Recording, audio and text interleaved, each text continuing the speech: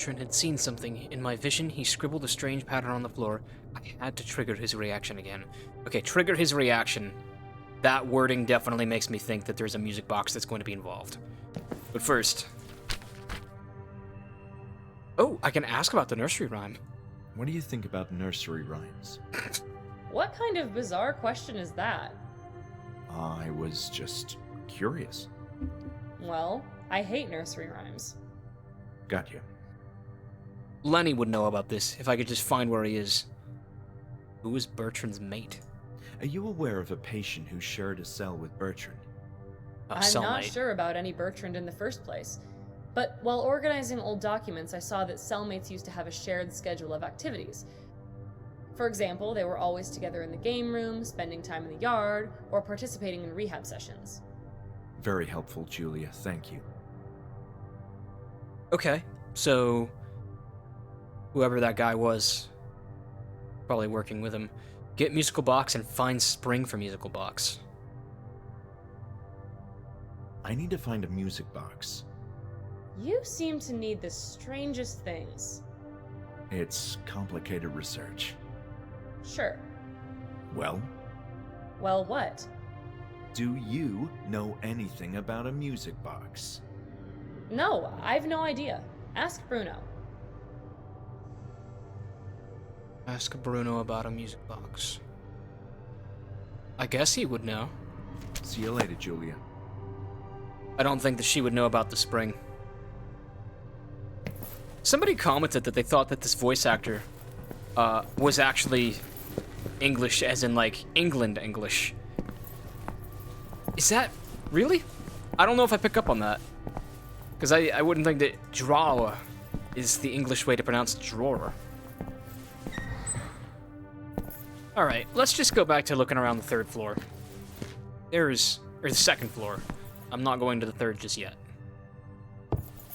There was at least a morgue up here that I have not yet seen. That's the solarium, isn't it? Yes. There's probably more things we could talk to Doc Miller about, but I want to explore first. What's this place?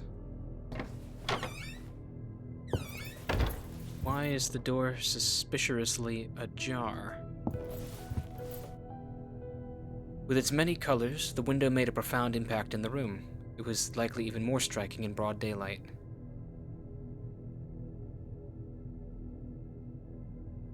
What? Passage 2A. I can hardly... Oh, there we go. Rehabilitation, psychology... There was a morgue that we didn't get a chance to look at. Okay. This is a new hallway?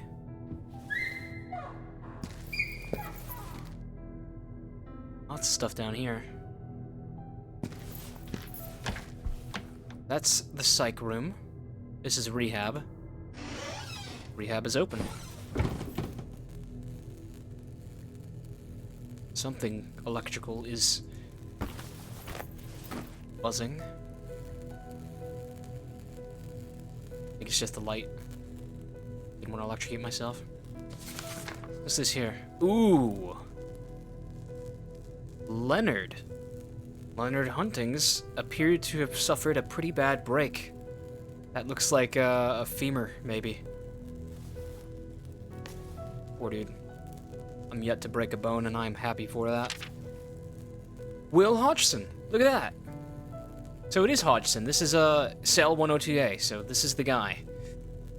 Wow, he had some sort of head trauma, it looked like. William Hodgson is a robust man with rugged facial features. Half of his face is covered in severe burn scars. He fell victim to an intense fire as a child as a result of being neglected by his parents. Ever since that event, Hodgson has experienced acute panic attacks whenever the subject of fire surfaces in any given conversation, an inevitable occurrence that has resulted in psychogenic non-epileptic seizures and uncontrollable crying. So already that's a clue about the music box, that he associated it with fire some way. Such reactions are in stark contrast with his imposing looks, yet Hodgson has unfortunately become a slave to his irrational fear. However, this patient can be equally pacific and mellow, routinely obeying orders and staying out of trouble. Specialists have determined his condition is reserved. While he shows promise, he is slow and exhibits difficulty reasoning and learning, far more than his peers. Hodgson is lucky to have a formidable voice that commands a sense of respect, which has fooled high-risk patients who would otherwise have taken advantage of him. Well, sounds like a delicate situation. I mean, it looked like he fucking ate the music box, or like whatever he pulled off the top of it. A set of wooden stairs, probably used to train patients. A typical scale for measuring the weight of patients was rusted. What's this? Documentation. Exhausted and disappointed by the last session, I decided to take a walk outside in the yard to clear my mind. It was a sunny afternoon, more peaceful than usual, with patients aimlessly wandering on the grass, all of them lost in their own absent-minded business. A soothing ambience, if a bit eerie, which helped calm my nerves. Among those patients, seemingly enjoying the blissful yet rare moment, was Leonard, who was more talkative than usual with his peers, clearly influenced by the same kind of haunting aura that I felt in the air. There's something about him that makes me even more irate about the regressions in my group. Leonard was so close to being discharged from the Institute. As I approached him in hopes of having a more open conversation than our therapy sessions usually afforded, a striking detail that I had missed earlier, thanks to the duller lighting of the therapy room, stopped me in my tracks. There was a notable rash across his ankle, running from his right foot up to the bottom of his gown. Leonard seemed to have repeatedly scratched himself, and quite recently too, judging by the shiny red spots sprinkled across his skin. Puzzled by this, I motioned to get my patient's attention, but noticed yet another curious aspect of his appearance. His gown was overly dirty, although this fact by itself was irritatingly usual by now. However, it wasn't just dirt, but some sort of splotches of organic matter, as if Leonard had rubbed himself against a moldy wall. My initial guess was that he simply laid down on the grassy grounds of the yard to have some rest, but there was something about the texture of those stains that still intrigued me. They had a certain glittering nature to them, like the trail a slug would leave. And the color wasn't quite green either, as in reminiscent of grass, but a shade similar to turquoise. I took Leonard to my office so I could ask him a few questions in private. The organic stuff that I obtained from Leonard's gown has proven to be more bewildering than I imagined. It's of fungoid origin as suspected, yet seems to be exceedingly rare. While this is far from my area of expertise, there's no question this sample is something unique. Its properties indicate that it can only thrive in warm and humid environments, which are unlike the conditions in our region. We are blessed with dry weather throughout the year. However, that means this mold, fungus, is from some kind of deep undergrowth. And somehow, Leonard has gotten close to it. I left a cotton swab impregnated with this stuff next to one of those lab rats. Evidence dictates that the presence of this material caused a visible rash on Leonard's body, so a mere small quantity should produce a marked change in such a little critter. Something happened to the rat. I can't put my finger on what it is, but the rat is behaving differently. No visible physical alterations of note, but something's not the same. Could it be? Is it carcinogenic? A number of mold species produce toxins that can cause various health problems, the worst of which can ultimately include liver and lung cancer, as well as invasive diseases, especially in small children, the elderly, and people with weak immune systems. The most toxic mold known to date is thought to be black mold, or Stachybotrys chartarum, which can cause general respiratory problems, especially if one has asthma or allergies, and may be linked to lung cancer. But none of this applies to our case. Moreover, some poisonous mushrooms are known to cause organ failure, but none have been proven to be invasive to this extent. There's the death caps and the rather romantically named destroying angels. In the realm of plants, there's of course the Atropa belladonna, but that's basically poison. It doesn't stimulate a malignant growth. While some species of mushrooms contain naturally produced carcinogens, these exist only in minute amounts and cannot directly cause cancer. And yet, there are peer-reviewed records of the unusual Ophiocordyceps, which is a pathogenic fungus, although it only attacks insects. It is parasitic indeed, and did something to the rat, but no, that's impossible. There are no records of such a thing anywhere in the world. If what I suspect is true, this carcinoma has an effect akin to a hallucinogen drug, and if Leonard came close to it, maybe the rest. Oh my god. It's Harmol, all right. They've been exposed to some sort of hallucinogen, something in the air, when they go down into the depths and dig. Whether or not that was their intention, not clear. Even more documentation. I'm having a blast with the lore documents in this game. There's actually really interesting stuff in here. Rehabilitation sessions, morning report. A number of patients exhibited injuries of varying severity and unknown origin. It is recommended that they continue with a more extensive round of rehabilitation sessions to avoid a worsening condition. As usual, we will continue with the sessions sorted by cell number. Cell 101A, patient as well, no special care needed. Cell 102A, cellmates Bertrand LaRoche and William Hodgson presented a marked deterioration in their condition. LaRoche is growing increasingly tense, and Nurse Marion noticed a number of bruises in his body. New episodes in which he falls into a sort of catatonic state, unable to respond to stimulations.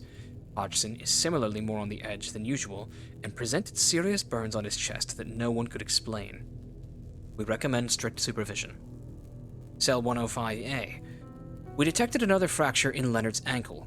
None of the staff can explain how this happened. They are aware of his osteogenesis, and extreme care was already enforced. 2 sessions each day are recommended. Noon report, 102A. It's always 102A that's got some shit going on. Cellmates had some kind of quarrel over a music box that LaRoche enjoyed, but Hodgson was made nervous by, as described by Marion. So Marion must have been the nurse that was in the room during that memory.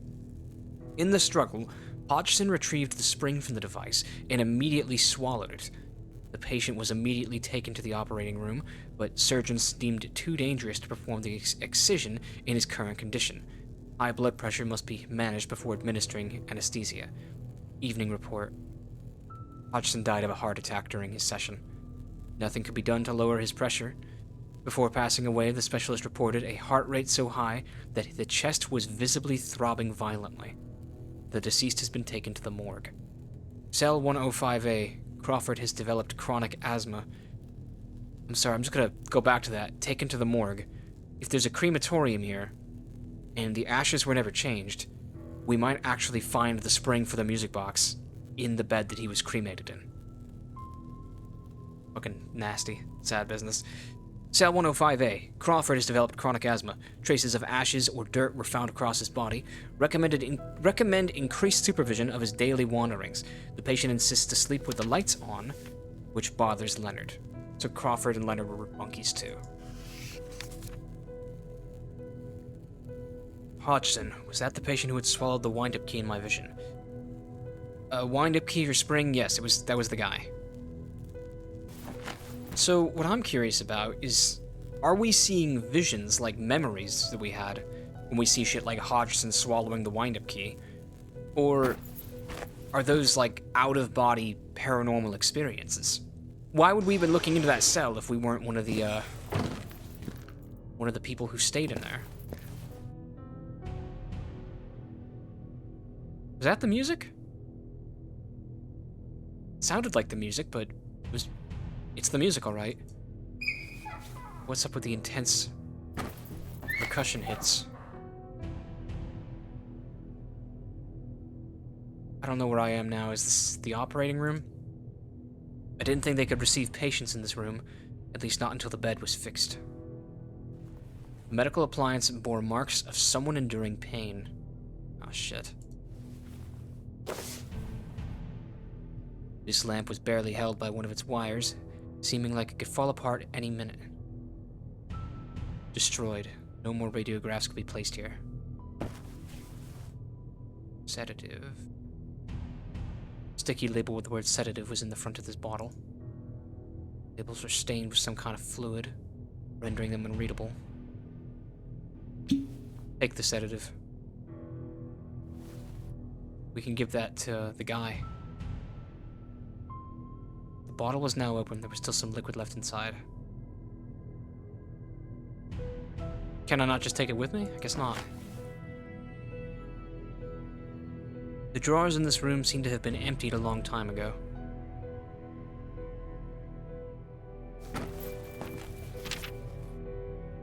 Hanwell Mental Institute. Breakthroughs in experimental surgery. It is widely acknowledged that Dr. Hanwell was the architect of many novel medical procedures as he championed technological advancements for treating his patients.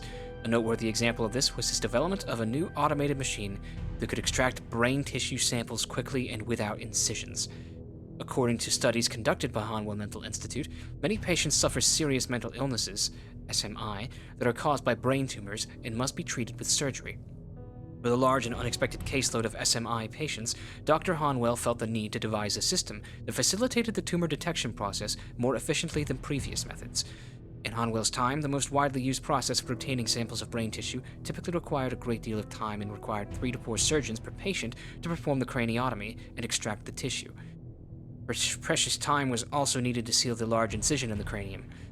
To expedite this procedure, Dr. Hanwell devised the stereotactic transorbital brain biopsy equipment, STRAB, a wondrous machine capable of extracting a brain tissue sample through an eye socket, thus avoiding the need for craniotomy altogether. A doctor could simply input the coordinates of the tumor's suspected location, and the STRAB could complete a complex stereotactic procedure using a sample extraction needle attached to a movable arc. This queer invention led to controversy. Some scientists and surgeons believed that using such a machine would increase the possibility of brain hemorrhage, as its accuracy was questionable. Dr. Hanwell dismissed these opinions as uninformed, stating that the targeting mechanism of his machine was based on the most detailed brain atlas of the time, and that the STRAB was manufactured by the most trusted and reputable professionals. So that's the thing that we read about. Doing a brain biopsy without an incision does seem like a revolutionary work for what I can only assume was the 60s or 70s. At the same time, fucking freaky. I don't like that. What else is in this place? Operating room A. Because that was room B. What can I find in here? Something about this place sent a shiver down my spine. There was a hint of dread in the air, thanks in part to a freakish mechanical apparatus reigning over the room. That thing? It was simply amazing that the lamp still emitted such power. No, what's the mechanical apparatus? That over there? Undoubtedly. What's this thing? Oh, is this the brain biopsy machine? There was no sample in it. But I thought this thing never passed its patents. I didn't think they'd actually have a prototype. The blanket covering the stretcher looked disgusting, as if it had been drawing dust and fetid condensation for a long time. Microscope. Now ready to examine any small object or organic material. Well, we found slides, but we don't have anything we need to examine. A hypo. I never liked syringes, but it was in good shape and could have proven useful, so I took it with me. Alright, so we're gonna fill that up with the sedative. Hydrochloric acid. A jar that seemed unused and in newer condition than the rest of the items here piqued my interest. The label read, hydrochloric acid. I nearly returned it to the shelf, but decided to keep it around for now. What are we gonna do with hydrochloric acid?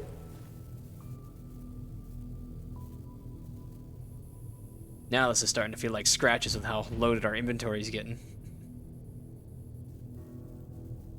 What do you guys think of the UI in this game? Specifically that it gives you that little white circle around every accessible hitbox. It's such a quality of life improvement. I'm not gonna say it makes it too easy, but it feels like it's not supposed to be this easy to play an adventure game, you know? I don't know. There's so much to look at that I think it'd be really, really difficult if you weren't allowed to see those little hitboxes.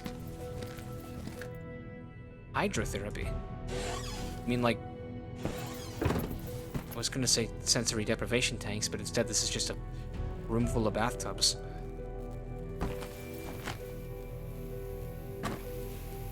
What's up with this thing? A spigot, likely meant for attaching something to.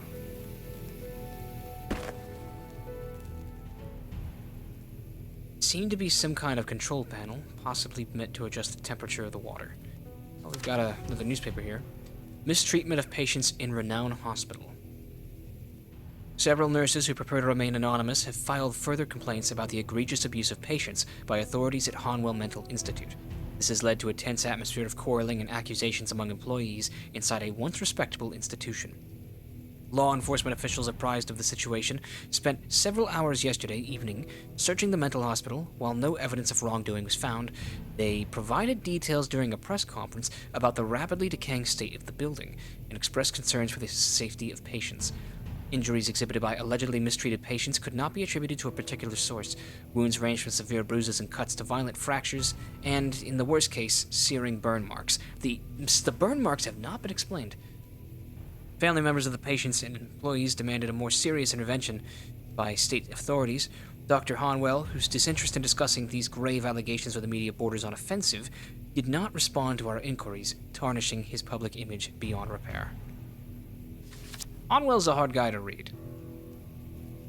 I take it that he was, not a good dude. Ellis Hawthorne seems to be the worst of the doctors we've heard of. Had it worked, the stove might have helped. It was freezing in here. God, this whole ceiling looks like it's gonna fall down on me. A foul stench emanated from this bathtub. I didn't want to come closer. Yeah, I'm ready to get out of here. What's this way?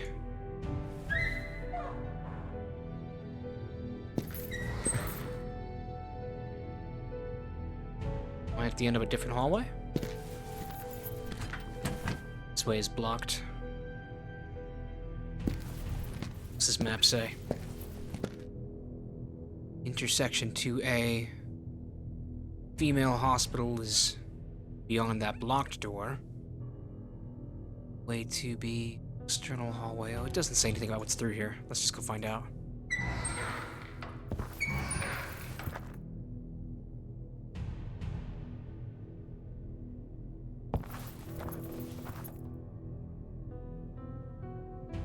A section from the roof below was visible from this spot.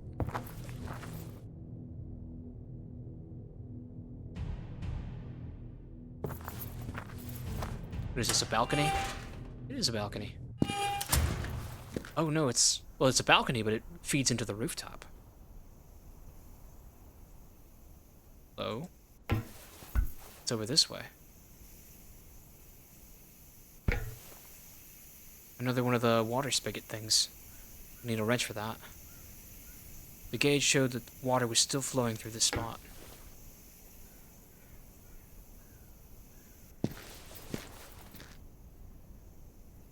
What an astonishing view. Even during the gloomy night, the sky looked as if it had been hand-painted.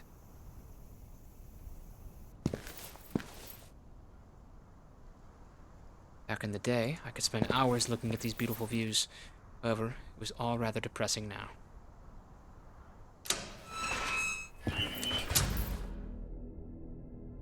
Where am I now? Alright, restraint. I just edited all that, and I must restrain myself from just exploring everything aimlessly. We're gonna turn back over, go check out anything new, and go do some things that I missed in the footage. Mainly, I forgot to try to fill up that syringe, and then we could theoretically take that syringe down to Samson, who is still, wigging out in the high-risk ward. Also, I didn't look at the morgue, which was a room on this hallway where we were told that Hodgson was taken. And if he was cremated, then we might be able to find the music box, spring, or wind-up key, or what have you, in his ashes. Man, I didn't know if I would get an episode up today or not, but I woke up an hour before my alarm to this raging thunderstorm. And waking up an hour before my alarm means that I get an extra hour of my day to be awake. And, it's just the kind of thing where you wake up without 8 hours, but you feel well-rested, so you're just ready to go. There we go. It was operating room B. Okay, so I'm assuming I'm gonna pull up with a syringe and load a sedative. The syringe is now filled with sedative. Okay, well that's a little more stick as opposed to carrot when it comes to calming down Samson, but if it must be done. Okay, wait, so were these double doors right here the morgue?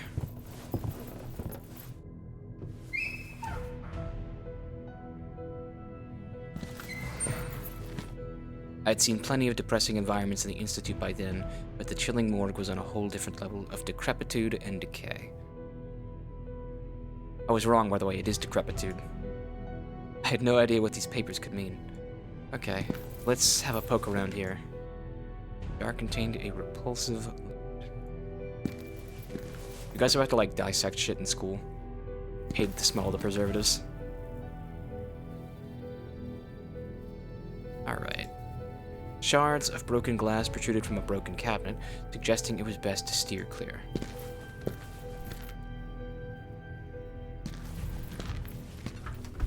Handle wouldn't turn.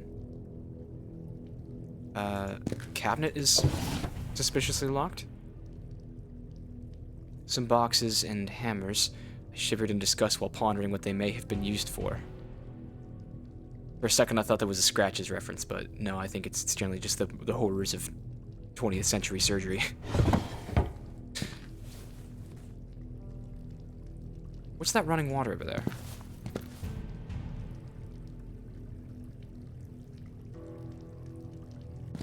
A drain. There was water flowing here, likely for the purpose of cleaning blood and other fluids spilled during surgical procedures.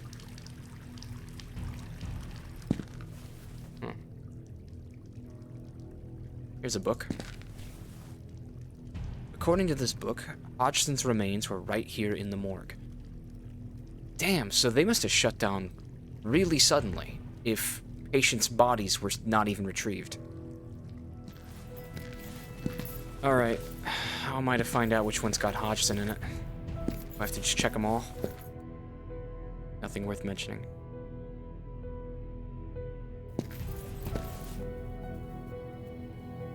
So many. No way to open this. Handle of this compartment was stuck. Wouldn't open. There's something in here. A258? And it's a body bag. No, this wasn't the number I was looking for. We want 102A, right? I think. Man, if he wasn't cremated, then we're gonna have to cut him open, aren't we? COXO. Nope, that's not him. Just fucking brains. Brains kept for research. I'm sure that they've been very well preserved in this abandoned hospital. E103. With a bit of effort, I managed to hook up the body bag. Hook up?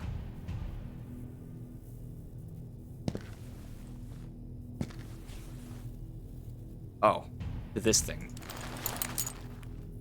Yeah, dog. Body was too heavy to move by hand. Surely there was a better way. This little doohickey right here. The hook behind me seemed to move a bit. It was evidently part of this mechanism. Button stuck.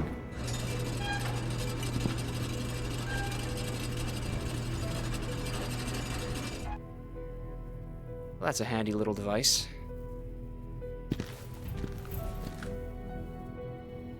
How do we unhook it?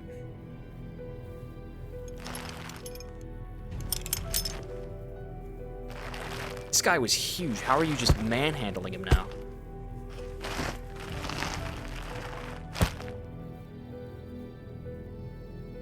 Nurse. Scalpel. I'd have to gather strength and open this bag. What does he mean by gather strength? Is that... I don't think that's directly translated. Maybe we need to find a scalpel. Well, hold up. Unless that refrigerator was always left on, he's gonna be, like, completely decomposed, won't he? Mostly decomposed? I don't imagine we're going to need too much surgical equipment. Old and worn microscope. Has anyone else picked up on that our protagonist sounds pretty young for having been an inmate here? I almost wonder if we might be Rebecca's child. No, I don't think... No, the timelines would not match up because we knew Lenny. Maybe we're older than we sound. Alright, what am I supposed to do to open up the bag? I'm a little confused that he won't let me just unzip it. I'd have to gather strength and open this bag. Do you mean we need Lenny here for this? Because I don't even have the prompt to use an item on it. It's not possible that we want I almost called him Jerry. It's not possible they want Dr. Miller for this, do we? By chance, have you seen a music box? A what? Your questions are beginning to bother me. Yeah, maybe he's useless, actually. Maybe I hate him. I believe a patient who used to be Bertrand's cellmate swallowed something. Possibly a small key? Well, I'd be surprised if that patient was still alive. He probably choked to death. What if? Look, I don't appreciate discussing old stories. Alright, he's not the guy for this. Must work tonight. Thank you for your time, Dr. Miller. Well, we've got that syringe. Let's see if we can't use that to go, tame the wild Samson.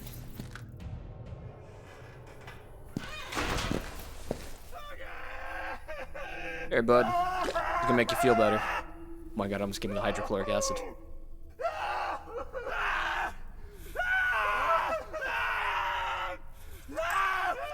Easy! You're gonna slice his arm open on the glass. Shit. High-risk patient was sedated, so I gathered strength to carefully trespass into his realm. We have keys, don't we? There we are.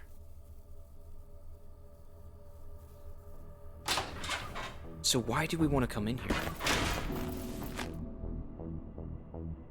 I almost felt sorry for this man. Being locked in here for even a brief period of time would turn anyone mad. Is that the... Oh my god, he had the music box. Finally, this was indeed the music box for my vision in Bertrand's cell. Huge pole, massive pole. Now we just need to get the thing out of Hodgson. Like, I'll just leave him in there before he comes to. Just make sure that, Bruno didn't watch me do that. Might have words about me injecting his wards with foreign substances. I'm gonna do a quick sweep of the building and look for Lenny. I haven't spoken to him in too long, and I suspect I may need his help.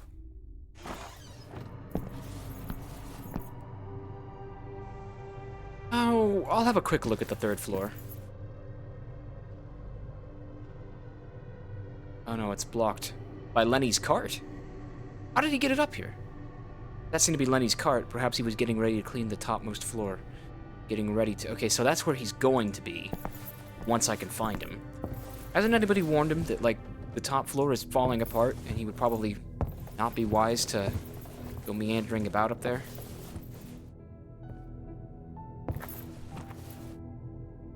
Where's this go? Ooh.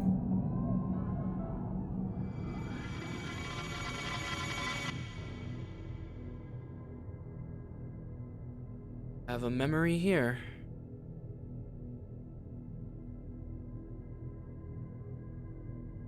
It's like a... not quite a balcony. I don't know, it's like a wraparound deck, but it's almost totally covered.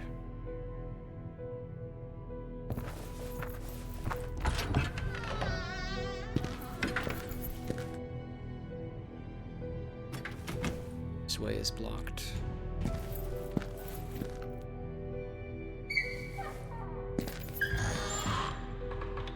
Did this loop me? Yes, that's hydrotherapy.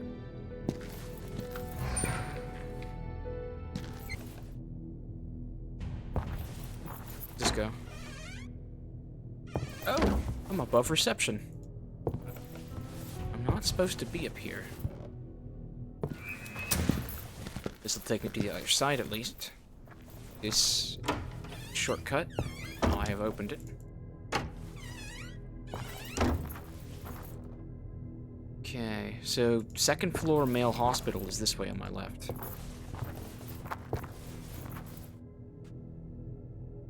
Broken down wheelchair. It's been chained? Firmly locked. Damn. Well, seems as if that's been locked with more care than the rest of the building. Alright, let's chat with Julia. Maybe she's gonna bitch me out for going to the 2nd floor right in front of her. I have a music box. Good for you. That looks somewhat familiar. I hear this item was the property of a famous British engineer. That's interesting. Really? Is there a label or something? Wait. There seems to be a scribbled name on the bottom. R. Robin? How strange. How strange indeed. So, wait, this is the exact music box in Scratch as it appears in the attic then. That's fun. Would you know anything about the contents of this jar? How about you open it That and looks smell it? quite dangerous. Please be careful. No, it's just fine, don't worry. So here's a... Be careful with that. I'm just showing her Don't all the worry, dangerous it's things. just... Get that out of my face, please. No, you need to have a close look at it. Is there anything you can tell me about Dr. Hanwell? Well, he was an authority in the field of mental health. He basically built this whole place from the ground up. What a remarkable accomplishment. But there's little information about Dr. Hanwell himself. He wasn't keen on giving interviews or showing himself in public.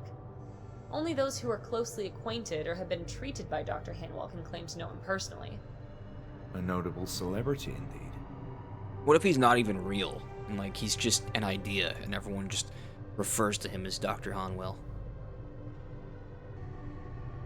I've been learning about the early history of this institute. Quite unpleasant things. Yes, apparently it was a troubled time back then. There was some kind of situation going on between the employees and directors. Disagreements, I think, which devolved into a sort of debacle. It was all over the news back then. Maybe it had something to do with the alleged abuse of patients. Abuse? Nah. But I couldn't say either since I'm new here. I do believe those were wild rumors, though. Well, she's quick to Nothing deny was it. ever confirmed, and it could have been that staff members who were displeased with the management had spread lies to the newspapers. Underpaid people can get angry. Julia, have you walked That around doesn't here? mean what they were alleging was a blatant lie either. There's like unexplained Well, bloodstains the everywhere. truth can be subjective. An act that may feel deeply outrageous to you, for example, if I pinch your arm on a whim because your questions are annoying me, may seem like only a mild reprimand to me. Perspectives do matter. Well, I believe the truth is definite, and how we may feel about it has no relevance. We must be able to discern the facts from the fabrications. Yeah, I think I'm with Facts Henrik on this can one. be elusive these days, especially when you involve the media. But enough of this. In any case, the Institute was shut down. Well, many other hospitals for the insane have faced similar fates. Bad management, if you ask me. Can I hear why it was shut down, though? No one's ever just directly told me that. Do you know why the Institute was shut down in the first place? No, not really. I remember reading that it was quite sudden. It was all over the news back then, but the controversy died down quickly. Were you here when that happened? I'm not sure. I don't think so. It seems like it was a grave matter. I'd have remembered about that. Anyway, it's old history now. Yeah, I guess so. Have you heard anything about underground tunnels? That sounds spookier than it is. Underground tunnels are very common in mental hospitals. How so? Well, not in this particular single building layout. Modern mental health institutions have a whole different design, which is what they're planning to create here. They're comprised of a series of smaller buildings, and underground tunnels connecting them are not uncommon. Wow, you learn something new every day. I've been thinking about this institute for a long time now, but only today realized that I needed to come here one more time. Like a strange sense of urgency. You're beginning to sound awfully cryptic. If you didn't like it here, then why are you doing this? That's a great question. Why am I doing this? Okay, I need to get back to work now. Try to make it a quick visit for your peace of mind. All right. Thank you. Bye. What can you tell me about voodoo? Voodoo is considered a form of religious witchcraft. It is a spiritual, ancestor-based religion that originated in West Africa and is practiced primarily in Haiti. Where is this coming The word from? voodoo originated around 1850 in Louisiana in the United States, likely from the French word voodoo. Fascinating. I got that for asking about her. I have nothing else to say about this. Fine by me. If that's all, I'll get back to work. I really don't know what the hell that was about. She's just a voodoo scholar. So I got this key ring. Doesn't that belong to Bruno? I wouldn't worry about it. I'm honestly pretty confused about the fact that I can't just open up the body bag that Hodgson is in. Maybe I can now that I've found the music box? Or maybe there's something in this room that I've missed. According to the ineffable dream I experienced in Bertrand's cell, the patient next to him couldn't stand the nursery rhyme for a music box, and thus seemingly swallowed its wind-up key. How could I possibly recover this item? Well, I don't know. Could there have been something in another one of these lockers that I missed?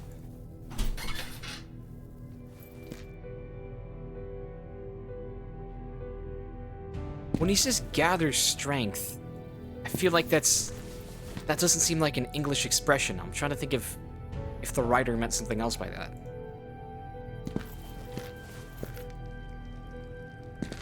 Oh my god, I just needed to approach it from this side? You serious? I'd have to gather strength and open this bag. Oh shit! No, it's opening.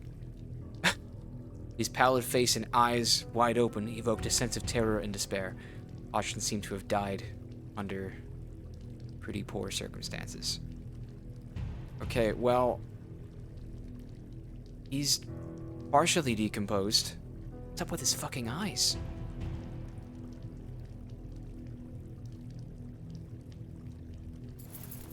I gotta cut him open with a letter opener?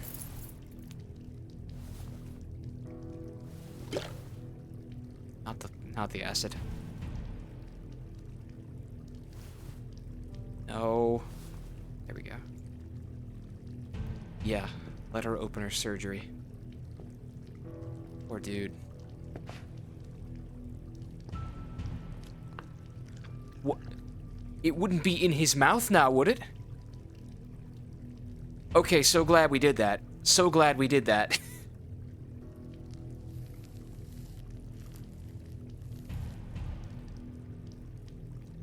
That is a scalpel. I guess that there was a scalpel already here.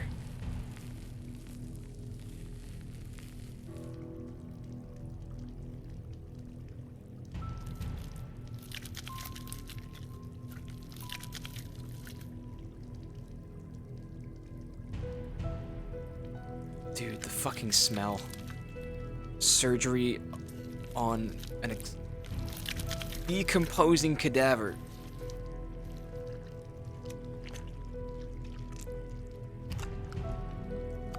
All I can think is that it must have been refrigerated.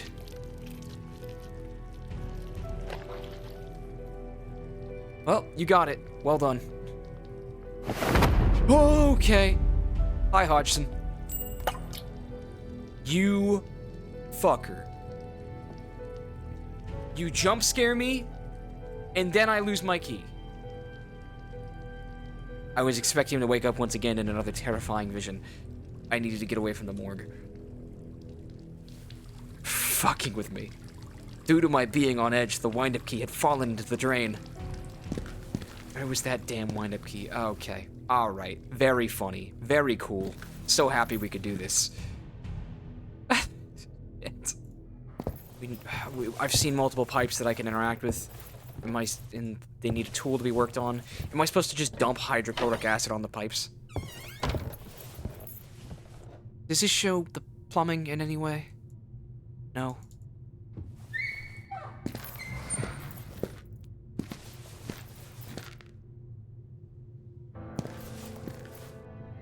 Music change.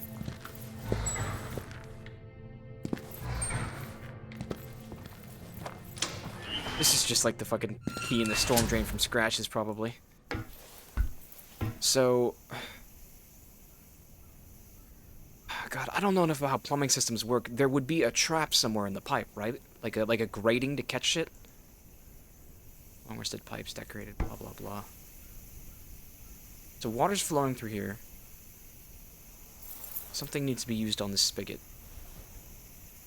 I don't know what. It looks like you'd want a tool for it. Can I try the acid? Why would I want to pour this dangerous acid on that? No. There must be a gutter somewhere.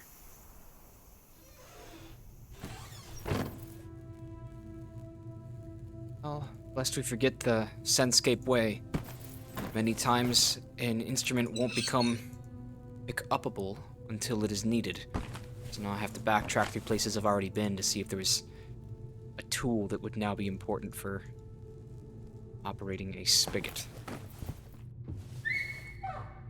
Oh my gosh, you see my reflection in there? You can see the reflection of the door opening. Tell me about the pipes in this building. You know what, actually, I never had a good thorough look through the laboratory because I assumed that Miller would give me trouble. Maybe there's something in here that I need. Already read that. I love the name Ambrose. We gotta get, as a people, we need to be more used to, like, giving our kids cool old man names. I'm out here all like, dun dun dun dun dun dun dun. I wonder if this is the rat here that Dr. Am was experimenting on with that weird shit.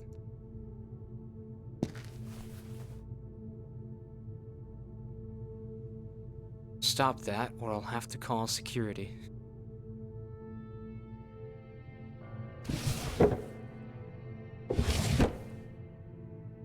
Drawers full of nonsense. Oh my gosh, I can check the drawers of every single one of these lab tables.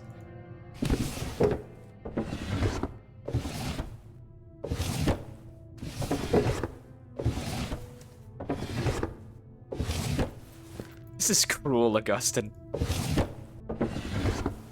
Miller must think we're just a complete fucking loony going through all this shit.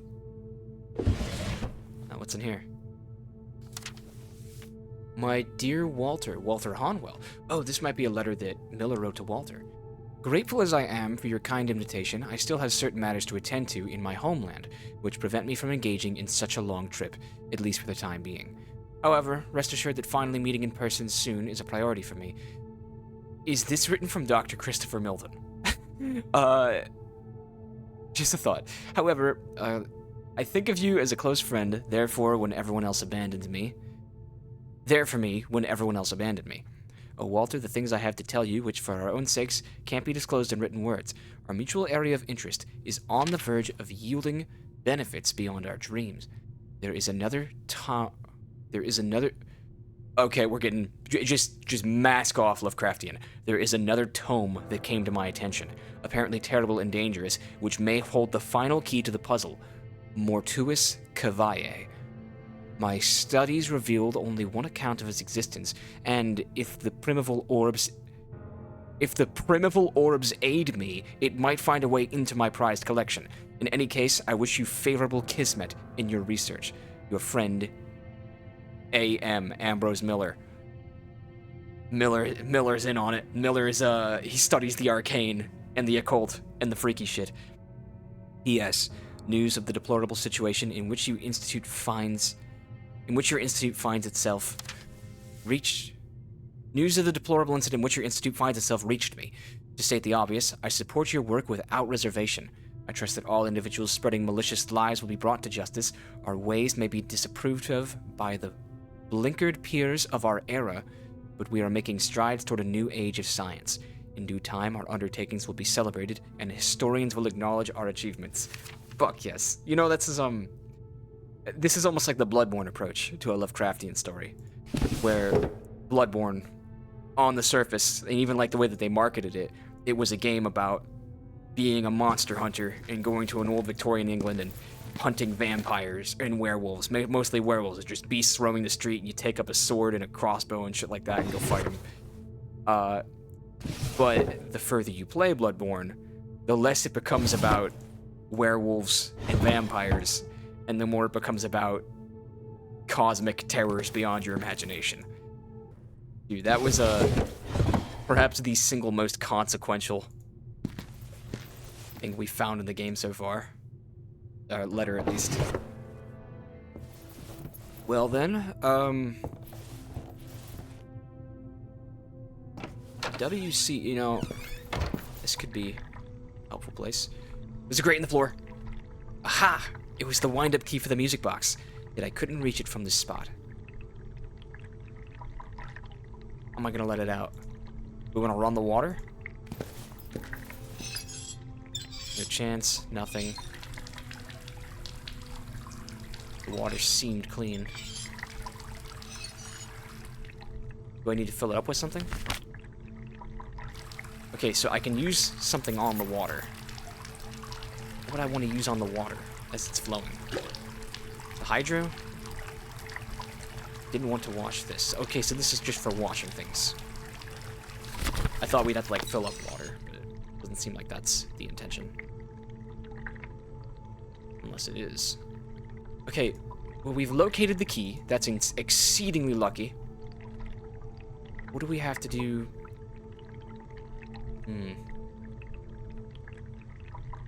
How am I going to reach it, though? Magnets could work?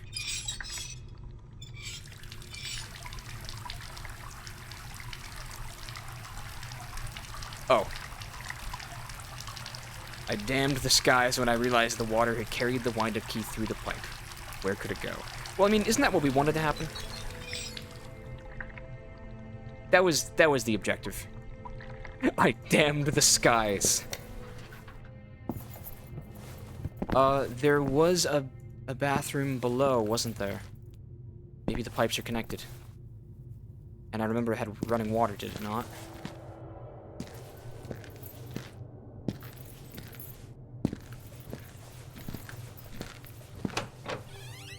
Yes. Any drains in here? Wind-up key! Finally, the key for the music box is back in my possession. Oh, I'm so smart. Looks like it washed out of that broken commode, which is why it's dripping now. Well, that was certainly a Senscape original right there. Oh, Augustine, you haven't changed at all when it comes to making puzzles. I guess they're more intuitive when you know what to expect. Yeah, you haven't changed. I've just changed to expect it. That's what's going on.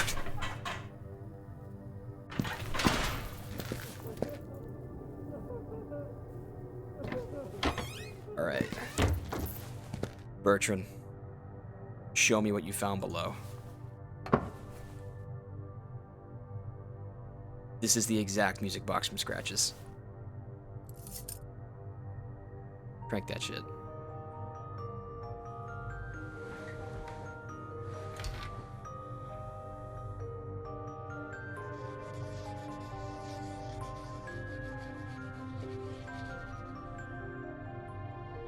Yep, that's about right.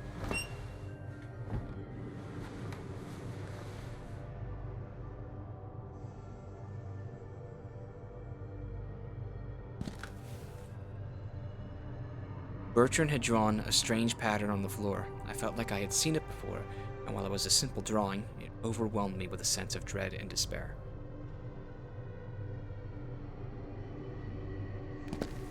Straight from Agartha. Returned to his eternal trance like nothing had ever happened.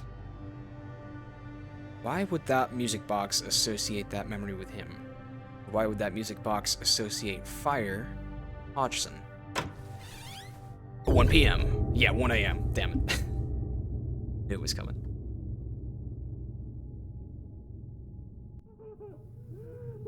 Psst. Hey. Lenny? Lenny! Lenny, what are you doing here? I was cleaning the showers, and I heard something. What were you doing inside that cell? I wouldn't worry about it. Something very strange. I can't explain it yet. However, a picture is beginning to form in my head. But there's still a lot I don't understand. Maybe I can help you.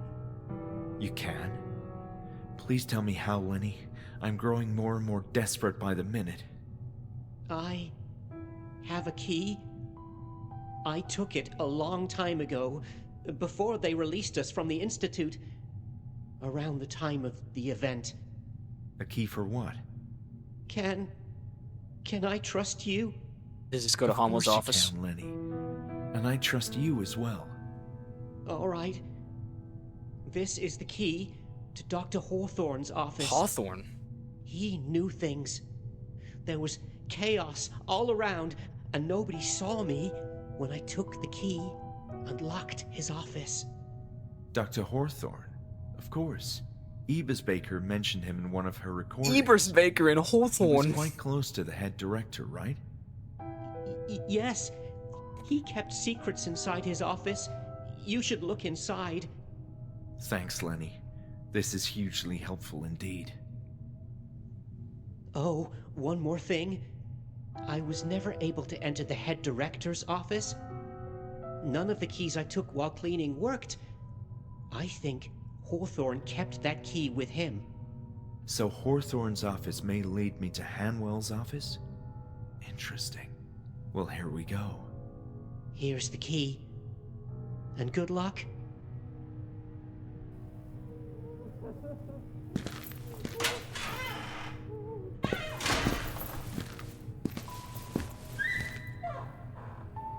Hawthorne's office was the first floor, I think.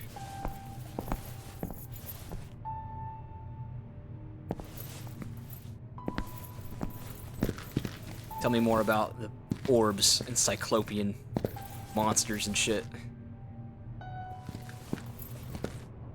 Ebersbacher. Hawthorne. Thanks to Lenny, I had access to Hawthorne's office.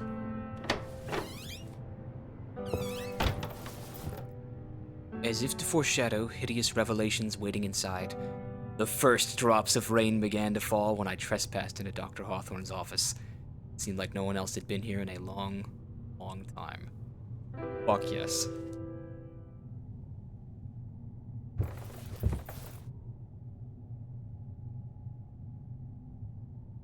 Books on medicine and, unsurprisingly, psychiatry.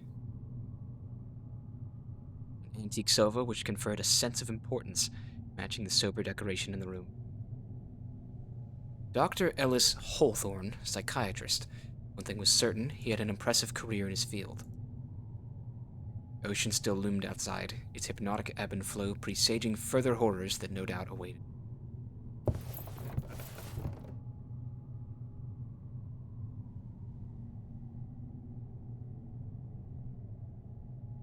Fireplace was in fairly good shape, but considering the thick layer of dust, it had been years since a fire had been burned in it. Onwell Mental Institute 4. Confrontation in the Psychiatric. No record of the venerable Hanwell Mental Institute would be complete without an account of Dr. Ellis Hawthorne, companion, trusted associate, and loyal confidant of Walter Hanwell. Dr. Hawthorne's abrupt addition to the staff as the esteemed mental hospital was not without its share of controversy. He was an inscrutable character who, to the astonishment of many, quickly joined the highest ranks of the personnel list, skipping over roles held by established and arguably more qualified colleagues in the process. Dr. Hawthorne's accomplishments in the field of mental health are, for a noteworthy physician, meager at best. He rose to a certain level of public regard thanks to his imposing personality and stern countenance rather than distinct achievements, as he had a formidable presence that allowed him to immediately command the attention of everyone in a room simply by entering it. His signature neat black suit, paired with his cold, guileful gaze, inspired equal measures of respect and fear in his peers. Who wrote this? This is fucking novelistic. Rumors among those who were acquainted with the Institute's founder insinuate that Walter Hanwell's seemingly friendly, almost fatherly demeanor worked against him when it came to achieving his own ardent goals.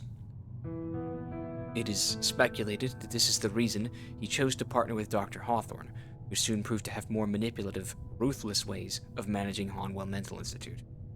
Over time, the grisly details of Dr. Hawthorne's practices began to surface. Many colleagues were horrified. Others who knew him well, less so. Testimonies hold that Hawthorne often engaged in heated quarrels with other staff members at the Institute. Nurses who chose to remain anonymous claimed that medical instruments previously thought to be lost would appear scattered around his office. While it's not unusual for a physician to work with dangerous tools such as scissors and scalpels, it is far more common to find them mishandled in an unsterilized environment. Nonetheless, this particular form of misconduct in Dr. Hawthorne's career could not be confirmed, and was dismissed as malicious gossip from disgruntled employees. Dubious stories of patients secretly taken to his office late at night have not been verified either. He was taking people to his office in the dead of night? People like me, possibly, a lifetime ago? I'm afraid my colleague Anne has elected to take an inferior direction in her career. I try to be open-minded while considering new ideas, but my goodwill doesn't extend so as far as to resort to shortcuts when it comes to the advancement of the healing arts. As much as I can fathom the notion of an integral approach, contemplating the impact of emotions on our behavior, biology is definite. Our physical body reacts to physical impulses. We could spend ages assessing the mind's response to kind words, but ultimately it's the configuration of our phenotypes that matters. One cannot possibly identify a subcortical disorder by means of a conversation. The direct stimulus of cells will always secure the path to success when dealing with an obvious alteration to the brain. Yet Ebersbacher insists on her holistic approach, which inevitably devolves into a waste of time. Our society is crumbling. Swift action is necessary. And in the case of this establishment, we are also spending valuable resources, which are dwindling every day, on her theories. Since I was hired at the Harnwell Mental Institute, I've had the good fortune to work with various unique patients, investing a great deal of time in learning about their issues. Many of these are behavioral complications, deeply rooted in their minds, without a clear solution. Miserable subjects exhibiting a debased attitude who couldn't possibly fit in the world of civilized men. I find value in dedicating efforts to those without real hope, patients unable to produce a single neurotransmission that results in a meaningful stream of thought productive to society. But phony misfits who merely demand attention, the paranoid, the lonely who mistakenly confuse the cacophony of modern life assaulting our senses each day with actual mental problems, Ebersbacher can fritter her hours away as much as she wants. My issue is the money involved. In the end, our existence is a biological accident. It's the glorious expression of our genetic material that confers meaning to our lives. The only tried and proven way to deal with the ailments of our bodies is via the practice of standard medicine. And thus, a shattered brain can only be fixed by physical means. You're starting to sound like a Rick and Morty fan for a second there. Calm down, Hawthorne. Alright. That appears to be the key to Walter's office. Lenny was right, then this was the key to the director's office, which is now in my power. This is the next subject. Is the recording device turned on? Yes, we may proceed. Keep it quiet. Leave it to me. This is the voice that was Hello, Leonard. with Do you Bertram. remember me? I'm Dr. Hawthorne. What do you want? Well, you may not remember this, but yesterday you went inside a place, a big room. We need to know what happened in there. What did you see? I don't remember. You need to make a big effort to remember, Lenny, or unpleasant things may happen. There was a tunnel, but not ours. Things looked different. The smell, oh, such a bad smell. And then, no. What happened next, Lenny? At the end of the tunnel, I entered a room. Oh, my head was in pain. So much pain. Describe that room for me. I don't want to go back. I don't want to remember. Describe that room. Now. It's so large. The walls are strange, with shapes I've never seen, and there's a glow everywhere. And in the center, What is at the center of the room? no! What did you see? My head is pounding. Think. Think. Remember. No.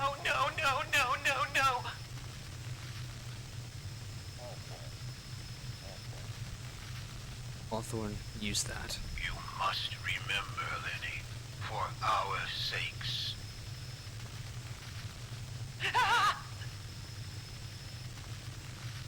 What did you see in the room?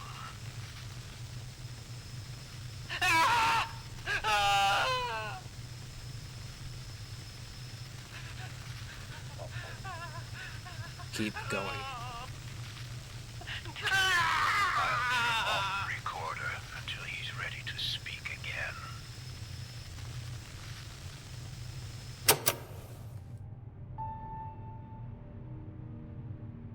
I don't suppose there were any other entries in there.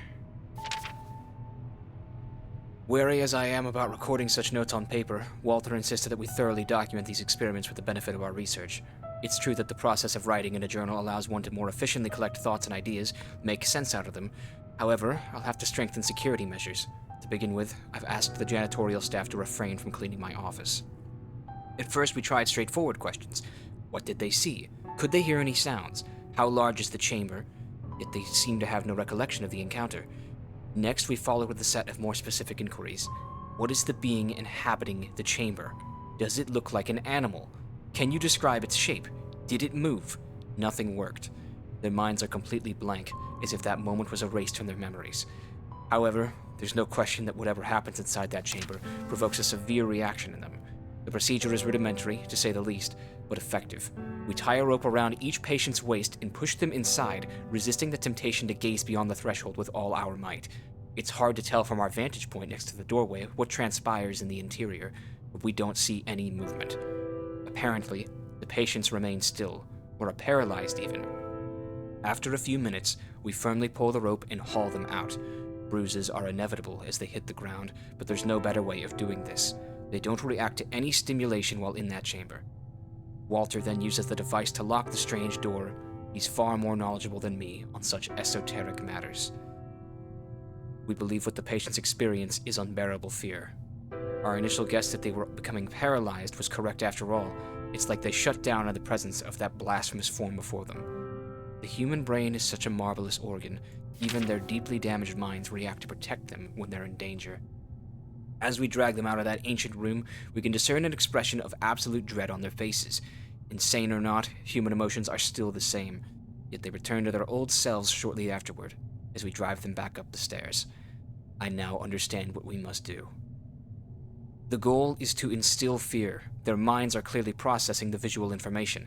The theory is that, if we are able to reproduce the conditions of the encounter, we should be able to recover details about it. Even if one patient is unable to describe it all, we could piece together a more accurate picture from multiple recollections. Coming from Hawthorne, this next bit is concerning. Our current approach is savage. We subject them to extreme situations in hopes of prompting a reaction. I'm not proud of blatantly beating someone like some goon, but the promise of the knowledge and purpose concealed in that chamber is too powerful and supersedes my dignity. However, these methods aren't working. They react to pain, they cry, and scream, but they don't do anything. It's not true fear. We are not replicating the conditions well enough. This afternoon I spoke with Ebersbacher about the regression she's observing in Group E. Of course I had to play the fool, but her incessant babbling formed an idea in my mind. For instance, H. Hodgson has pyrophobia. The mere thought of fire or talking about it makes him tremble in fear. Ebersbacher recalled an instance during one of her therapy sessions in which a patient casually said something about firefighters, and Hodgson instantly became agitated, tears rolling down his face. Following this revelation, I took him to the boiler room. The incandescent red glow from the incinerators, the shadows flickering on the walls, and the intense heat emanating from every corner in the room caused a wild reaction in him. I proceeded to question him about the encounter, and finally an actual detail emerged. He simply said, "Big." But it's not enough. More stimuli is required. Further efforts have involved more extreme measures. Simply placing the gas burner in front of him provoked him in a state of shock, not unlike what we surmise occurs within the walls of that room. Poor soul, Hodgson can't grasp that an industrial incinerator is far more dangerous than a small laboratory burner, but who am I to judge his emotions? However, that state of fear wouldn't allow me to press on. He didn't respond to any of my inquiries, just kept silently staring at the flame, so I moved the burner closer to his chest. Leveraging their fears is indeed the key. We managed to obtain much more information from these new sessions than from all of our previous efforts. A picture is beginning to form. JC, it's Jonas Crawford, afraid of the dark. LH, Leonard, it's brittle bones. Rebecca Bierce, sexual act. And Bertrand LaRoche, denigration. So whatever it was that they were encountering in that room put them into a state of terror so immense that they couldn't even recall memories of it. And the only way for Hawthorne and the Asylum goons to tap into those memories was to find what caused them the most artificial terror possible and just stimulate that again and again and again.